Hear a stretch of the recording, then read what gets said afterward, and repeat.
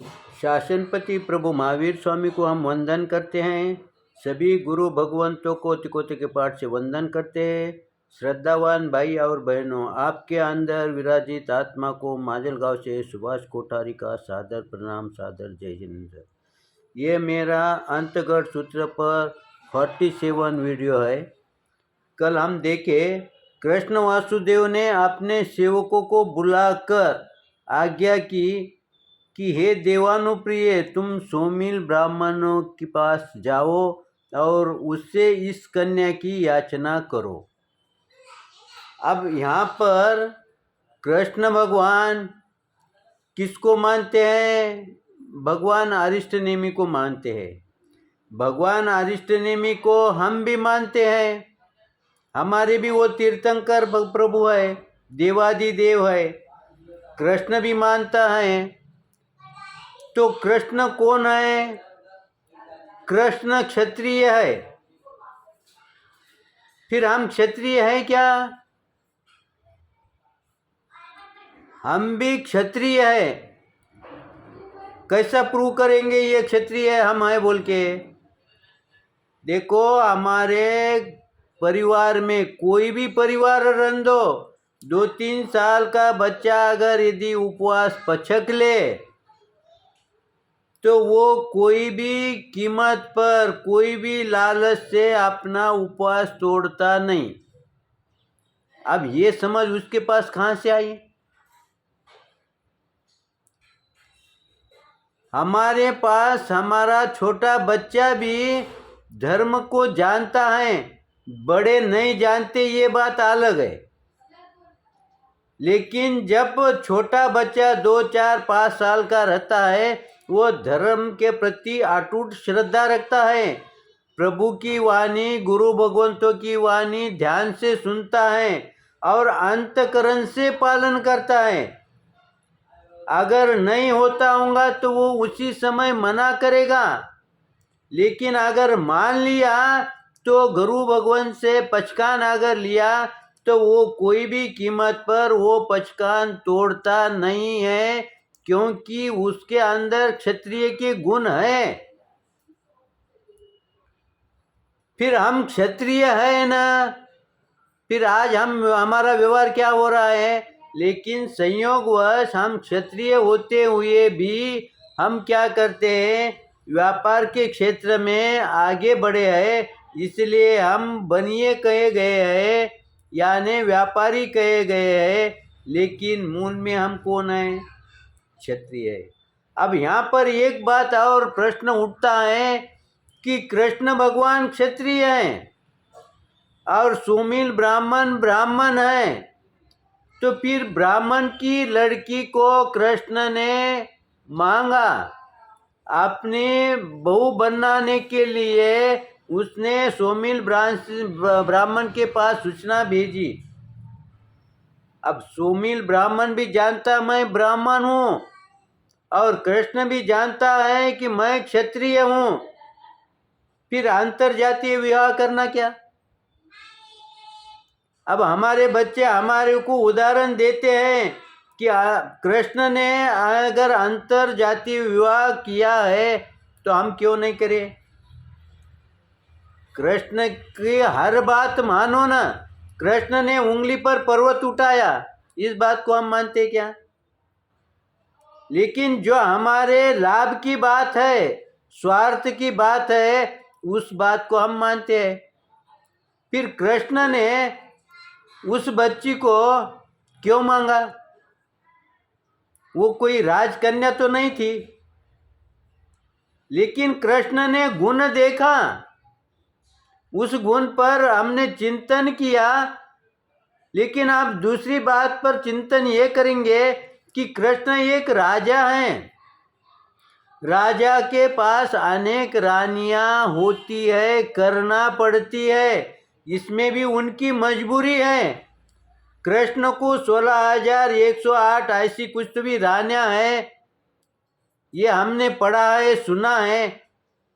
क्या इतनी रानियों के साथ, इतनी कन्याओं के साथ उसने विवाह किया क्या?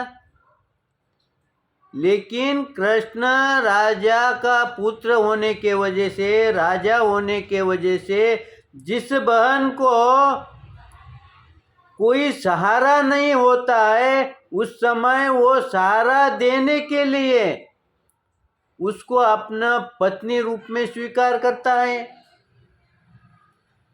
क्योंकि उस बच्ची को समाज के अंदर सीधा खड़े रहने के लिए, सीधा चलने के लिए, समाज में सम्मान मिलने के लिए कृष्ण ने या राजा भी उसको आश्रय देता है, उसको पत्नी रूप में मानता है। जब वो उसकी पत्नी है ऐसा जब मानता है, कोई समाज जानता है कि ये कृष्ण की पत्नी है, उस समय उस बच्ची को छेड़ने के लिए 10 बार सोचेगा। इसीलिए वो कृष्ण की 16,108 पत्नियां हो गई। लेकिन यहाँ पर कृष्ण क्षत्रिय है, और दूसरी बात, राजा होने के वजह से उसको ये अनेक विवाह करना पड़ते। कभी कभी अपने राज के बाजू में जो शत्रु पक्ष का राज होता है, उस समय उसकी कन्या के साथ उसको विवाह करना मजबूरी होता है। इसीलिए कृष्ण ने यहाँ पर वैसा देखे तो हम अंतर जातीय विवाह नहीं करना चाहिए। क्यों नहीं करना चाहिए? क्योंकि उसकी संस्कृति और हमारी संस्कृति अलग होती है, उसका विचार अलग है। जैसे हम हमारे बचपन से जो संस्कार लेते हैं वो अलग है, क्योंकि हम अलग वातावरण में उदार निर्वाह करते हैं, और वो अलग वातावरण में उदार निर्वाह करते हैं। इसलिए हमारे को अंतर जातीय विवाह करने के लिए बंधन आता है।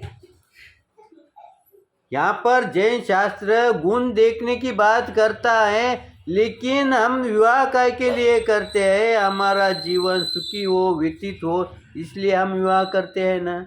लेकिन अगर हमारा इसमें उल्टा होता होगा, परेशानी बढ़ती होंगी, तो फिर हमारे को उस विवाह से क्या लाभ है?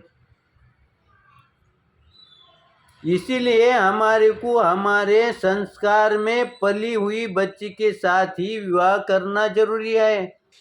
यहाँ पर अंतर जाति अगर विवाह हो गया और बाद में अगर कलह हो गया, तो तुम्हारी साधना क्या काम में आएगी? तुम्हारा व्यवहार क्या काम में आएगा? न तुम्हारा व्यवहार में मन लगेगा, न तुम्हारा साधना में मन लगेगा, न तुम्हारा संसार में मन लगेगा, न तुम्हारा परिवार में परमार्थ में मन लगेगा। और तुम अकेले ही अशांत नहीं होते, तुम्हारे साथ साथ दोनों परिवार अशांत होते। इसीलिए हमारे में अंतर जातीय विवाह के लिए मनाही है। लेकिन कोई भाई के अगर परेशानी होगा, मजबूरी होंगी, तो उसके लिए अपवाद बोल के है, वो बात अलग है। लेकिन सीधा ही हम अंतर जाति के लिए पक्ष में कोई भी संप्रदाय नहीं रहता। हम जैन ही नहीं है, मुस्लिम भी अंतर जातीय विवाह करने के लिए पक्ष में नहीं रहता। लेकिन वो उसके अंतर जातीय विवाह करने के अनेक कारण है, अलग कारण है। हम उसको समझे, उसको जाने। वो हमारे बच्ची के साथ अंतर जातीय विवाह करता है, बाद में उस बच्ची का क्या करता है? इस पर देखा है क्या? हम पर इस पर चिंतन किया है क्या? इसलिए कृष्ण ने अंतर जातीय विवाह किया, इसलिए हम करना है या नहीं करना है, जिसका उसने चिंतन करना चाहिए। कृष्ण ने क्यों करता है अंतर जातीय विवाह, राजा क्यों अंतर जातीय विवाह करता है, इसका भी हम अगर चिंतन करेंगे तो उसके अनेक कारण है। ऐसा ही उसने अब क्या किया, वहाँ से लड़की को सूचना देने के लिए कहा। अब अपने सेवकों से क्या कहा उसने? सुमिल ब्राह्मण की आज्ञा लो, और आज्ञा लेके उसको अपने राजमहल में लेके जाओ, और वहाँ ले जाके रखने के बाद मेरे को वापिस सूचना करो। ये उदाहरण हमारे को क्या संदेश देता है कि हमारे परिवार में भी अगर पिता माता अगर कोई बच्चों को काम बोले तो आजकल क्या करते हैं, काम बोलने के पश्चात भी 10 बार उसको पूछना पड़ता है किया है या नहीं किया, किया है या नहीं किया है। लेकिन शास्त्र ये कहता है कि अगर बुजुर्ग ने कोई काम किया है तो वो काम किया नहीं किया इसकी सूचना वापिस करो। जिसने काम बोला उसको वापिस वो सूचित करो कि आपने जो काम बोला है वो काम मैंने पूरा किया है तो किया है, नहीं किया है तो नहीं किया है। इसकी सूचना हम वापिस जिसने काम बोला उसको देना चाहिए। समय को देखते हुए यहाँ पर रुकते हैं। मेरे ओर से कुछ गलत हुआ होगा तो उसके लिए आप क्षमा करेंगे। अगर आपको मेरा वीडियो सही लगा तो लाइक करें, शेयर करें। इसी आशा के साथ ओम शांति।